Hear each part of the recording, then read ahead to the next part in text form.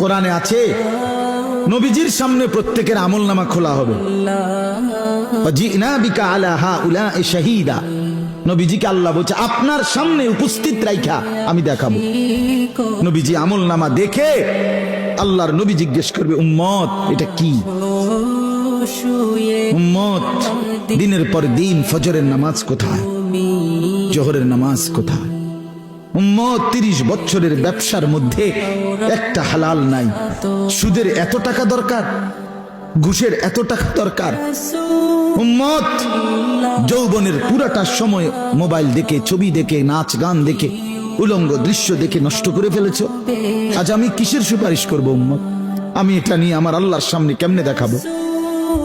আমি কিভাবে বলবো?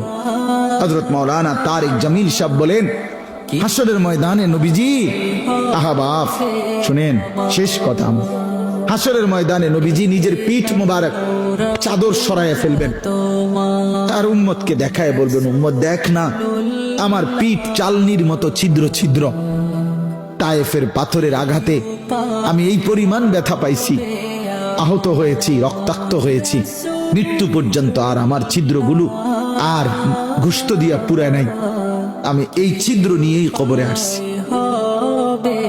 আমার 23 বছরের এই কষ্ট, এই আমানত, আমার উহুদের দান শহীদ, আমার পেটে পাথর বাঁধা, আমার সাহাবীদের এই শাহাদাত, আমার বেলালের এত কষ্ট, খাব্বাবের এত জুলুম নির্যাতন সহ্য করা, বিনিময় উম্মত কি নিয়ে আস, কি নিয়ে আস?